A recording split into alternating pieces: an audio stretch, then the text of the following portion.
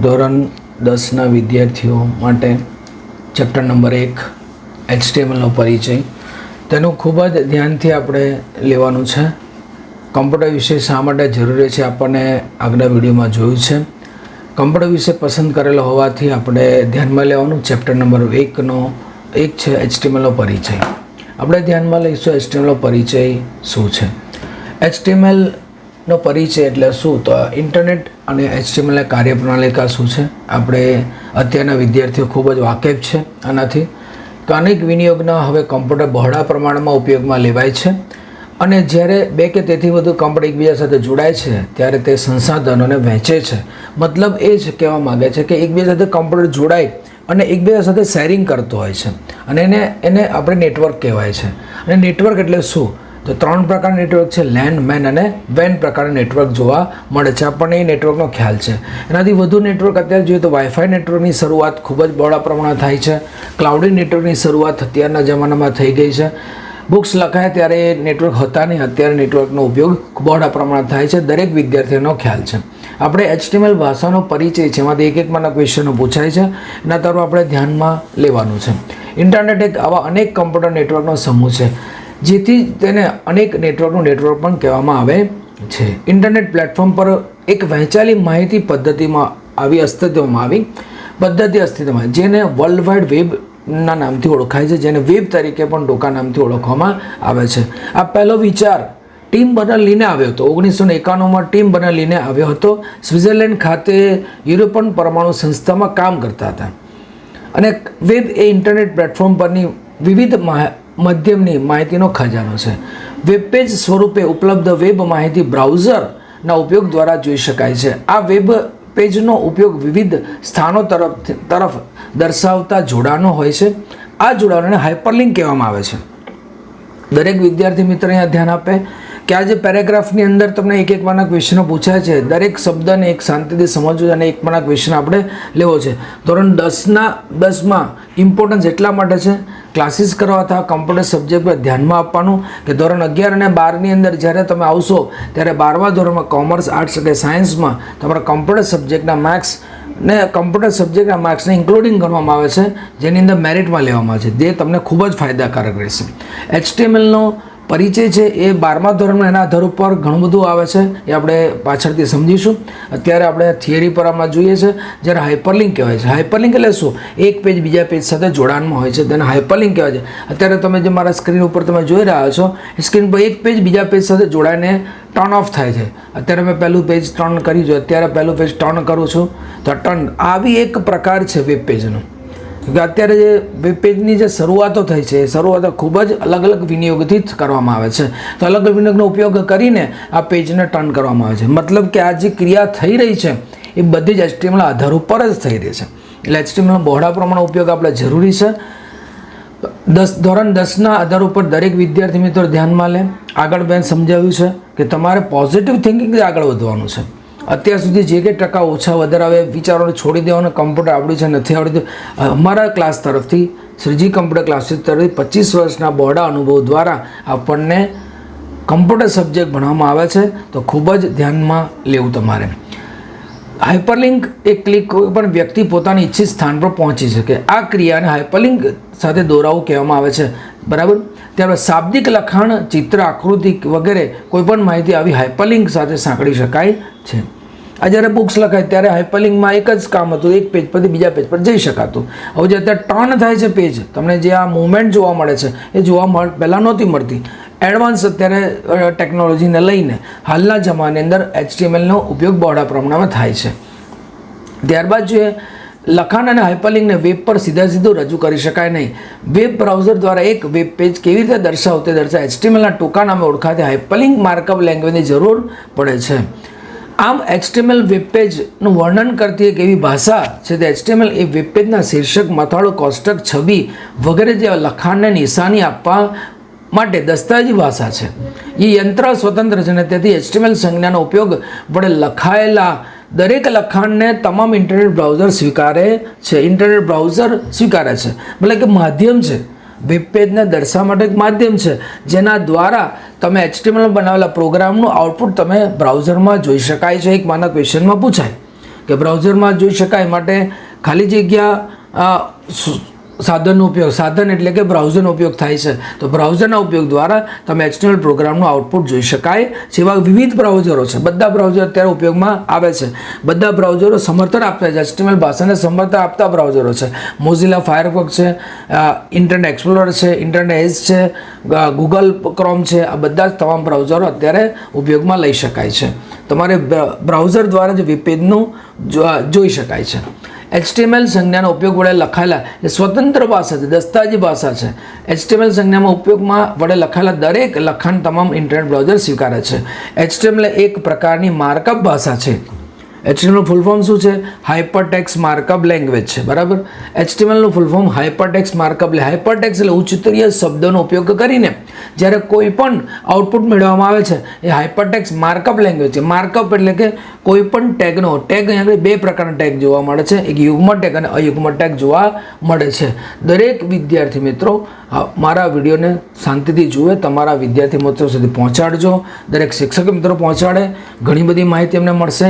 અને thought of the day, thought of the chapters એ પણ તમને પહેલાં જોવા મળશે. થોટ ઓફ ધ ચેપ્ટર્સનો મતલબ છે કે તમે કેવા વિચારો તમારે આગળ વધવું છે, તો પોઝિટિવ વિચારોથી આગળ વધવાનું. HTML એક માર્કઅપ ભાષા છે.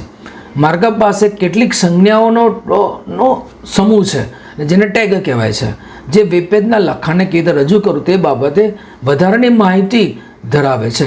HTML ફાઇલ એ એવી ટેક્સ્ટ માર્કઅપ ફાઇલ છે જેમાં વેબ માહિતીની સાથે સાથે ટેક્સ્ટ સ્વરૂપે વધારાની ફોર્મેટિંગ માર્કઅપ માહિતી ધરાવે છે. HTML અતિ પ્રચલિત માર્કઅપ ભાષા છે અને એ ટેગનો ઉપયોગ ચોક્કસ સમૂહ ધરાવે છે. HTML એ SGML standardise general markup language પરથી ઉતરી આવી છે, જે 1986માં આંતરરાષ્ટ્રીય માનક સંસ્થા ISO, બરાબર, ISO દ્વારા મશીન વાંચી શકે તેવા દસ્તાવેજના આદાન પ્રદાનની સુવિધા માટે તૈયાર કરવામાં આવી હતી. ISO દ્વારા ઇન્ટરનેશનલ સ્ટાન્ડર્ડ ઓર્ગેનાઇઝેશન છે, જેના દ્વારા 1986માં એને આંતરિક માનક સંસ્થા દ્વારા એને પ્રમાણિત કરવામાં આવી છે. માટે એ HTML ભાષા ખૂબ જ પ્રમાણિત ભાષા છે, જેનો ઉપયોગ આજે દુનિયામાં વેબ પેજ બનાવવા માટે કરી શકાય છે. જેમ જેમ ટેકનોલોજી બદલાતી જશે તેમ તેમ આ દરેક વસ્તુનો ઉપયોગ બદલાતો, દરેક સોફ્ટવેરનો ઉપયોગ બદલાતો, દરેક ભાષાનો ઉપયોગ બદલાતો જાય છે. માટે આપણે એ પણ ધ્યાનમાં લેવાનું છે. ટેકનોલોજી બદલાતા અત્યારે ઓનલાઈન પ્રવૃત્તિઓ ખૂબ જ થઈ ગઈ છે. ઓનલાઈન પ્રવૃત્તિઓ મતલબ ઇન્ટરનેટનો બહોળા પ્રમાણમાં ઉપયોગ થાય છે, માટે ઓનલાઈન પ્રવૃત્તિઓ વધી ગઈ છે. ઓનલાઈન એપ્લિકેશનો વધી ગઈ છે. તો દરેક એપ્લિકેશનનો ઉપયોગ એ માર્કઅપ ભાષા તરફથી જ આવે છે. માર્કઅપ ભાષામાં એનું કોડિંગ કરવામાં આવે છે, ત્યારબાદ તમે આઉટપુટ જોઈ શકાય છે. HTML કોડ એ બ્રાઉઝર દ્વારા વેબ પેજ પર દર્શાવતી માહિતી અને આ માહિતીની રજૂઆતને મદદરૂપ ટેગનું સંયોજન છે. આવા આધારસ્તંભ રૂપી કોડ વગર વેબ પેજ પર માહિતી દર્શાવવાનું અશક્ય છે. આથી વેબ પેજ તૈયાર કરવા, તેનું અર્થઘટન કરવા અને રજૂઆત કરવા HTML કોડ લખવા ફરજિયાત બને છે. HTML કોડ એટલે શું? તો જેને આપણે ટેગ કહીએ છીએ. વિવિધ ટેગોના ઉપયોગથી આપણે આઉટપુટ મેળવી શકાય છે. બે પ્રકારના ટેગ આવે છે. એક ટેગ યુગ્મ ટેગ છે, એક અયુગ્મ ટેગ છે. યુગ્મ ટેગને આપણે કન્ટેનર ટેગ પણ કહેવાય છે. અયુગ્મ ટેગને સિંગ્યુલર ટેગ પણ કહેવામાં આવે છે, જેને કોણીય બ્રેકેટમાં મૂકવામાં આવે છે. કોણીય બ્રેકેટમાં મુકાતા જેટલા કંઈ શબ્દો છે એ બધા શબ્દોને ટેગ તરીકે ઓળખવામાં આવે છે. એક સાદો HTML દસ્તાવેજ બનાવીએ છીએ, આપણે જોઈએ છે HTML ઉપયોગ કરી એક સાદું વેબ પેજ તૈયાર કરીએ. રેમ્બો વિશે ચર્ચા કરીએ. પેજમાં તમને આપેલું જ છે, હું ટર્ન પેજ કરી રહ્યો છું, ધ્યાનમાં. ટર્ન પેજ છે રેમ્બો. આ એક પેરેગ્રાફને આપણે જ્યારે બ્રાઉઝરમાં દર્શાવવું હોય ત્યારે આવા પેરેગ્રાફને દર્શાવવા માટે સર્વપ્રથમ આપણે આ પ્રકારનું કોડિંગ કરવું પડે છે, જેની કોડિંગની શરૂઆત HTMLથી થાય છે અને પૂર્ણતા પણ /HTML થાય. કોઈ પણ ટેગને પૂર્ણ કરવા માટે સ્લેશનો ઉપયોગ થાય છે. કોડની શરૂઆત કરવા માટે મુખ્ય ટેગ એટલે ઘટકનો ઉપયોગ થાય, જેને HTML અથવા વિવિધ પ્રકારના ટેગ તરીકે દર્શાવી શકાય છે. જ્યાં આગળ જે ટેગનો ઉપયોગ છે આપણે આગળ જોવાનો છે. પ્રેક્ટિકલ બેઝ પણ જોઈશું આપણે.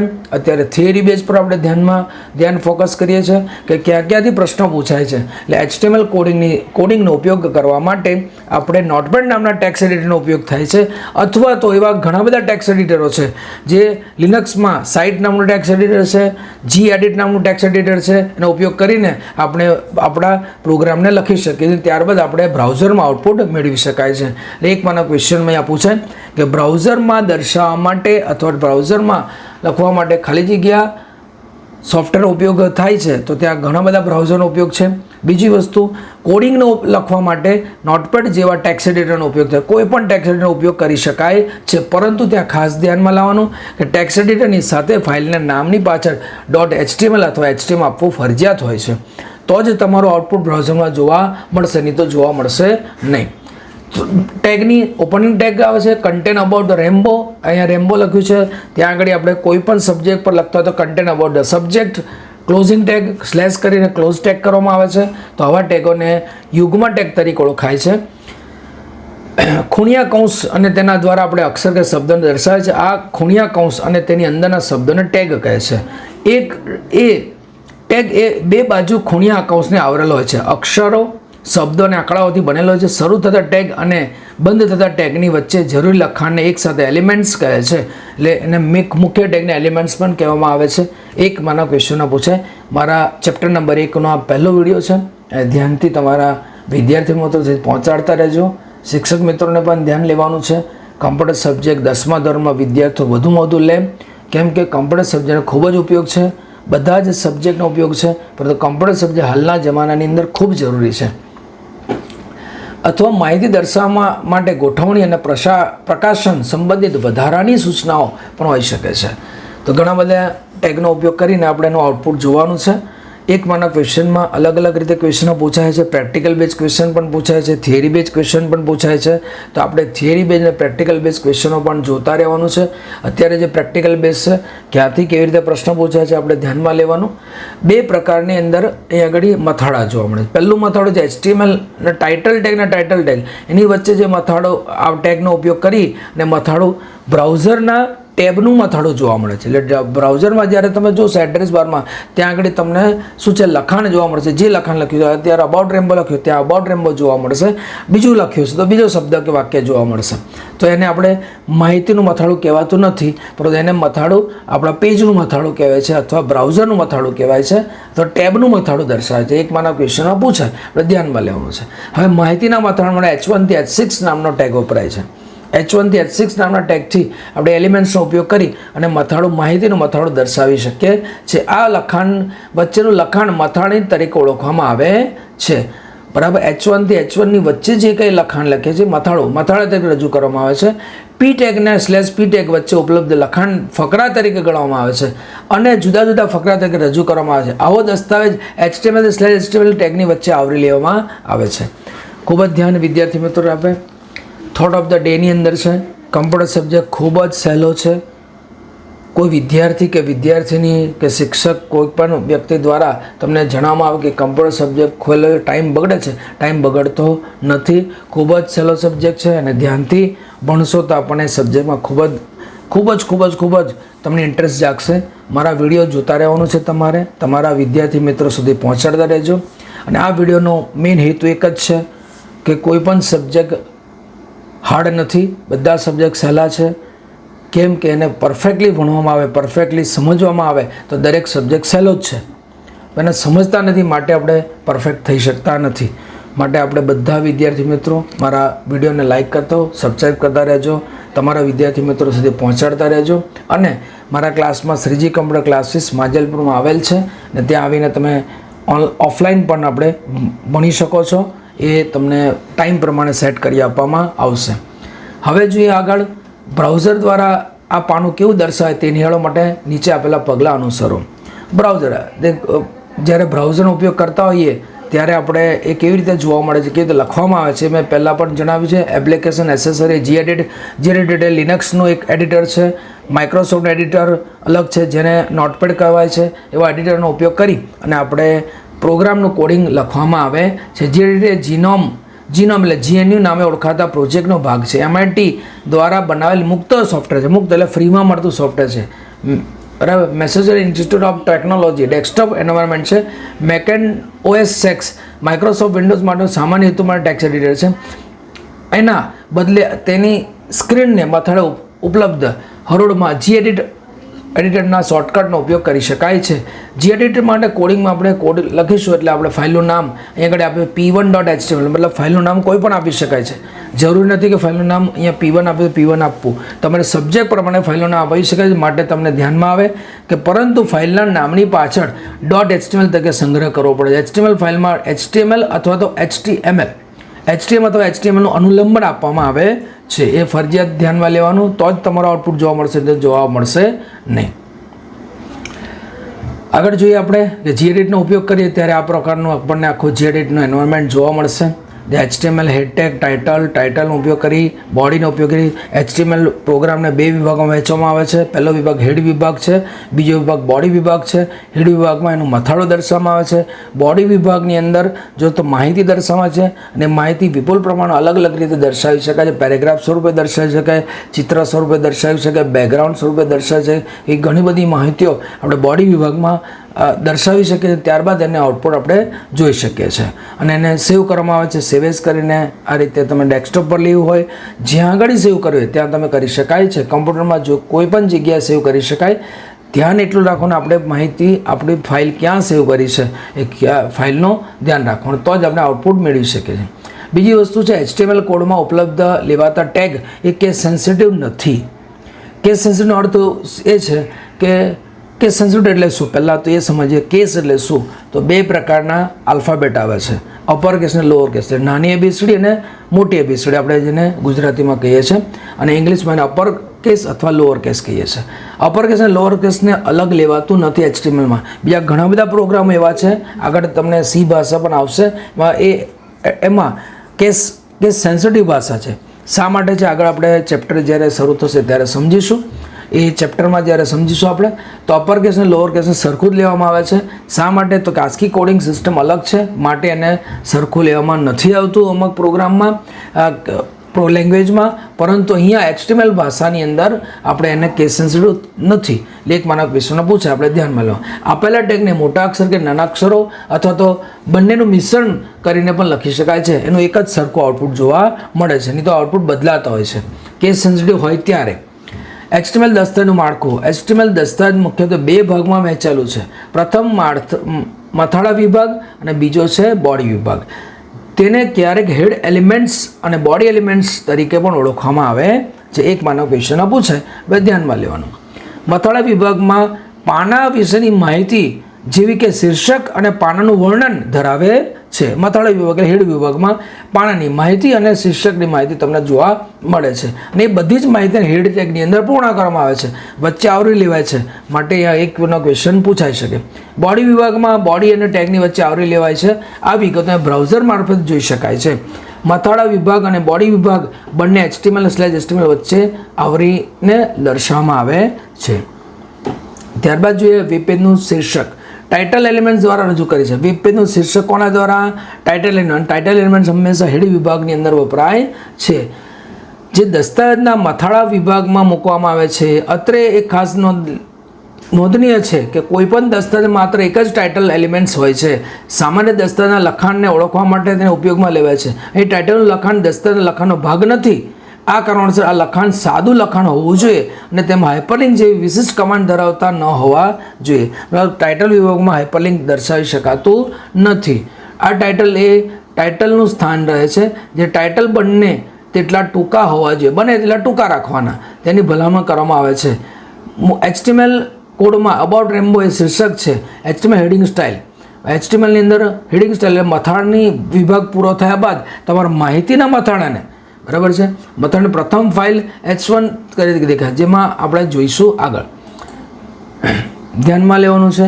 આ પ્રમાણે કોડિંગ કરીને આપણે પ્રોગ્રામનો એક ફાઇલ વિડીયો પણ જોવા મળશે. પ્રોગ્રામિંગનો વિડીયો પણ તમને દર્શાવવામાં આવશે. પ્રોગ્રામિંગના વિડીયોની અંદર આપણે પ્રોગ્રામ કેવી રીતે લખવાનો છે, કેવી રીતે એના ટેગ લખાય છે, એ સંપૂર્ણ માહિતી જોવા મળશે. મારી આ થિયરી બેઝ વિડીયો છે, એમાં ખૂબ જ ધ્યાનથી આપણે થિયરી એક માના ક્વેશ્ચનો પૂછાય છે, એ ધ્યાનમાં લેવાનું છે. હેડિંગ આવ્યું છે હવે જે કુલ 6 પૂર્વ સ્થાપિત સ્ટાઇલ અનુસરે છે મથાળો. માહિતીના મથાળને 6 પ્રકારે દર્શાવી શકાય છે. એને પ્રકાર છે H1 થી H6 સુધી, મતલબ H1, H2, H3, H4, H5 અને H6 સુધી તમે દર્શાવી શકો છો. માહિતી ના મથાળને કોઈ એક મથાળું આપી શકાય છે, એવું જરૂર નથી કે H1 થી H6 બધા જ આપવા.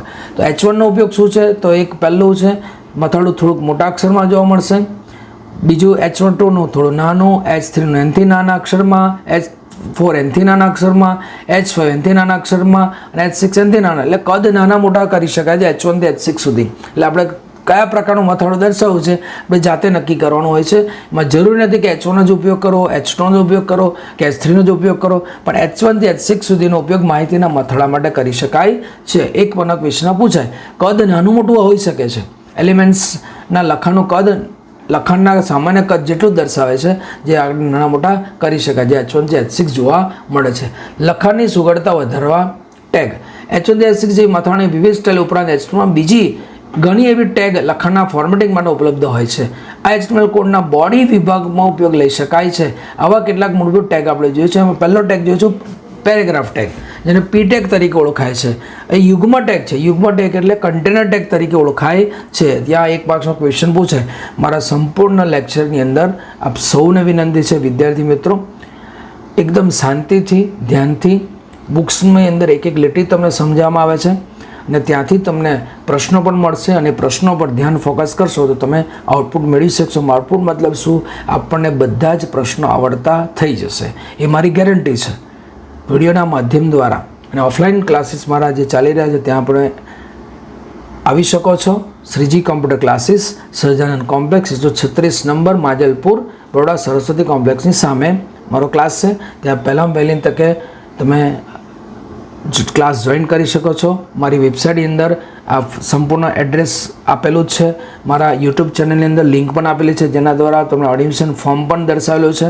એ એડમિશન ફોર્મ ભરી અને તમે મારી ચેનલને સબસ્ક્રાઈબ કરી, લાઇક કરી અને મારા ક્લાસને જોઈન કરી શકો છો. કોમ્પ્યુટર સબ્જેક્ટ ખૂબ જ સહેલો સબ્જેક્ટ છે, એટલે દરેક વિદ્યાર્થી મિત્રો એમાં ખૂબ ધ્યાનથી લે. 10મા ધોરણમાં આપણે ખૂબ સારા ટકાએ પાસ થવું છે અને કોમ્પ્યુટર સબ્જેક્ટમાં તો 100% આપણે પ્રેક્ટિકલ અને થિયરી બેઝ મારા વિડીયો માધ્યમ દ્વારા મળશે જ તમને જાણવા. અને પ્રેક્ટિકલી બધી જ વસ્તુઓ જાણવી હોય તો ક્લાસનો સંપર્ક કરવા વિનંતી છે. P ટેગનો ઉપયોગ શાના માટે છે? તો P ટેગ શું છે? તો P ટેગને થી પેરેગ્રાફ લખી શકાય છે. એમ પેરેગ્રાફ માટે P ટેગનો ઉપયોગ થાય છે. કોઈ પણ પેરેગ્રાફ નાનો કે મોટો હોઈ શકે. જ્યાં /P આપવામાં આવે છે તો પેરેગ્રાફ પૂર્ણ થાય છે. P ટેગનો ઉપયોગ અને P ટેગની સાથે સાથે ઘણા બધા બીજા ટેગનો ઉપયોગ કરી અને આપણે કાર્ય કરી શકાય છે. ત્યારબાદ જોઈએ આપણે P ટેગની સાથે સાથે શું છે કે જે બીજા ફકરામાં અનેક ખાલી જગ્યાઓ કેરેજ રિટર્ન બરાબર જણાય છે. કેરેજ રિટર્ન મતલબ શું કે સ્પેસ થોડી ઘણી, તો એ દબાવીને લખાણ નવી લીટી પર આવી જાય છે. ખાલી જગ્યા વ્હાઇટ સ્પેસ એક જ ખાલી જગ્યા તરીકે ગણવામાં આવે છે. એક સ્પેસ આપશો તો એક સ્પેસ, અથવા NBSP નામનો શબ્દ વાપરીશું. એક સ્પેસ બે શબ્દો વચ્ચે લખાણ નથી જોવા મળતું પણ સ્પેસ જોવા મળે છે, જેને NBSP શબ્દનો ઉપયોગ કરીને કરી શકાય છે, જેને કેરેજ અને વ્હાઇટ સ્પેસ પણ કહેવામાં આવે છે. HTML કોડ બ્રાઉઝરમાં દર્શાવે ત્યારે લખાણ આપણે સ્ક્રીનની સંપૂર્ણ પહોળાઈ લઈ લેશે. જો તમે બ્રાઉઝરની વિન્ડોનું કદ બદલશો તો બ્રાઉઝર લખાણને નવી લાઇનમાં લઈ જશે. આવી ખાલી જગ્યા વ્હાઇટ સ્પેસની વ્યવસ્થા HTML કોડ તૈયાર કરનારને લખેલ કોડ તરીકે રીતે વાંચી શકાય છે. તે માટે કોડને ઇન્ડેન્ટ પાડીને દર્શાવવાને તેમજ કોડની વચ્ચે જરૂરી વધારાની ખાલી જગ્યા ઉમેરવાની છૂટ આપે છે. ત્યારબાદ જો નવી લીટી શરૂઆત કરવા માટે તમે લીટીની પાછળ BR ટેગનો ઉપયોગ કરો. BR ટેગ એટલે બ્રેક ટેગ તરીકે ઓળખાય છે. બ્રેક ટેગનો ઉપયોગ કરો તો એ બ્રેક ટેગ એટલે કે પહેલી લીટીને બ્રેક કરીને બીજી લીટીમાં તમારું લખાણ જોવા મળે છે. એના માટે BR ટેગ જે અયુગ્મ ટેગ છે અથવા એને સિંગ્યુલર ટેગ તરીકે ઓળખાય છે, જે સામાન્ય રીતે ખાલી ટેગ તરીકે ઓળખાય છે. BR ટેગનો ઉપયોગ અંત ટેગ નથી. BR બ્રેકનું ટૂંકું નામ છે. આવી ટેગ ખાલી ટેગ તરીકે પણ ઓળખાય છે, એટલે એમ્પ્ટી ટેગ તરીકે. બરાબર, ત્યાં કશું બધું લખવાતું હોતું નથી. ટેગને BR ટેગનો ઉપયોગ કરો છો એટલે એક લીટીમાંથી બીજી લીટીમાં તમારું લખાણ જતું રહે છે. XHTML જેવી અદ્યતન આવૃત્તિ BR/ટેગનો ઉપયોગ કરે છે. એક મારા ક્વેશ્ચન પૂછાય, /HTML નામની જે નવી આવૃત્તિ છે, અદ્યતન આવૃત્તિ છે, તો BR/ ઉપયોગ કરે છે. આપણે રેગ્યુલરમાં આપણે BRની સાથે સ્લેશ મૂકતા નથી, BR ટેગને ખાલી ઉપયોગ કરીએ છીએ, પણ અદ્યતન આવૃત્તિ BR/નો ઉપયોગ કરવામાં આવે છે. BR અને સ્લેશની વચ્ચે જગ્યા હોવી જરૂરી છે. બરાબર. BR તેના પછી આવતા લખાણને નીચેની લીટી પર લઈ જાય છે. જો તમારે એકથી વધુ ખાલી લીટીઓ છોડવી હોય તો જરૂર મુજબ BR ટેગનો ઉપયોગ કરવામાં આવે છે. 2 વખત ઉપયોગ કરો તો ખાલી જગ્યા વધારે આવશે, 3 વખત ખાલી જગ્યા વધારે આવશે, એમ આપણને જોવા મળે છે. મતલબ કે વ્રેપ કરવામાં આવે છે. તમારી એને શું છે, લાઇનને વેપ કરે. વેપ એટલે તોડીને નવી લીટીમાં લખાણ મૂકવામાં આવે છે. દરેક વિદ્યાર્થી મિત્રો ધ્યાનમાં આ લેશે. Pre formatted tag. ઘણીવાર આપણે આપણા લખાણને બ્રાઉઝર બદલે નહીં તેવી રીતે એકથી વધુ ખાલી જગ્યા સાથે એટલે વેબ ટેગ સાથે અથવા BR ટેગ સાથે બધું લીટીઓ દર્શાવવા ઈચ્છીએ છીએ તો આપણું લખાણ જેવું છે એવું તમને બ્રાઉઝરમાં જોવા મળે. એ લખાણમાં કોઈ પણ ફેરફાર ન થાય, લખાણ જેવું છે તેવું જ જોવા મળે, સ્પેસ જેવા છે તેવા જ જોવા મળે, કેરેક્ટર્સ કેવા છે એવા જ જોવા મળે. એના માટે PRE ટેગનો ઉપયોગ થતો હોય છે, જેને પ્રી ફોર્મેટેડ ટેગ તરીકે ઓળખવામાં આવે છે. તો PRE tag, this is a first line, this is a second line, this is a third line. એમાં જે સ્પેસ હવે સ્પેસ અને બધું જ સરખું જોવા મળે તેના માટે આપણે ટેગ આ રીતે દર્શાવવામાં આવે છે, જેનું આઉટપુટ આપણે જોવાનું છે પ્રેક્ટિકલના વિડીયોની અંદર. પ્રેક્ટિકલના વિડીયો પણ આપણે દર્શાવવામાં આવે છે. 8મા પેજ સુધી આપણને સંપૂર્ણ માહિતી આપણે મળી જશે. ત્યારબાદ જોઈએ છે બોલ્ડ ટેગ એટલે B ટેગનો ઉપયોગ. કોઈ પણ શબ્દ કે વાક્યને B ટેગની વચ્ચે મૂકવામાં આવશે થોડું ઘાટા અક્ષરથી, મૂળ લખાણ કરતાં થોડું ઘાટા અક્ષરોથી જોવા મળે છે. This is a first paragraph. તો B ટેગનો ઉપયોગ કર્યો. ફર્સ્ટ જે લખ્યું છે ફર્સ્ટ શું છે, ઘાટા અક્ષરથી જોવા મળશે, એના માટે આપણે B ટેગનો ઉપયોગ થાય છે. ત્યારબાદ બીજું છે U ટેગનો ઉપયોગ. આ લખાણ અમુક અગત્ય નીચે લીટી દોરાય છે એટલે લખાણ નીચે લીટી દોરાય છે, અંડરલાઇન કરવામાં આવશે, જેને U ટેગથી ઉપયોગ કરાવે છે. ત્યારબાદ બીજો ટેગ છે I ટેગ, જે અમુક લખાણો ઇટાલિક ટેગમાં ઢબ સ્વરૂપે જોવા મળશે, જેને ત્રાંસા અક્ષરો સ્વરૂપે જોવા મળે છે. તો આપણે એ પણ ધ્યાનમાં પ્રેક્ટિકલ બેઝમાં જોઈશું. છેકીને અગલ અક્ષરો એટલે S ટેગનો જે સ્ટ્રાઇક ટેગ તરીકે ઓળખાય છે. લખાણ છેકાઈ જાય છે, મતલબ કે લખાણ ચેકેલું જોવા મળશે, લખાણના વચ્ચે તમને લીટી જોવા મળે છે, જેને શું છે, સ્ટ્રાઇક ટેગ તરીકે ઓળખાય છે. આ રીતે લખાણનો ઉપયોગ કરી અને આપણે દરેક આઉટપુટને મેળવવાનું છે. ફોર્મેટિંગ ટેગો છે, આ પ્રમાણે અલગ અલગ પ્રકારના ફોર્મેટો પણ આગળ જોવા મળશે. બીજું છે ટાઈપરાઇટર ફોન્ટ, TT ફોન્ટ, જેને આપણે મોનોસ્પેસ ફોન્ટ પણ કહેવામાં આવે છે, ટેલિટાઇપ મશીન જેવા તરીકે ઓળખાય છે. માટે આપણે ધ્યાનમાં લેવાનું. પેજ નંબર 8 સુધી મારા વિડીયોને નવા વિડીયો જોવાનો રાહ જોતા રહેજો. તમારા વિદ્યાર્થી મિત્રો સુધી તમે મારા વિડીયોને લાઇક કરતા રહેજો, સબસ્ક્રાઈબ કરતા રહેજો અને તમારા વિદ્યાર્થી સુધી પહોંચાડતા રહેજો. એ જ મારી વિનંતી છે. મારા વિડીયોને વધુમાં વધુ શેર કરતા રહેજો.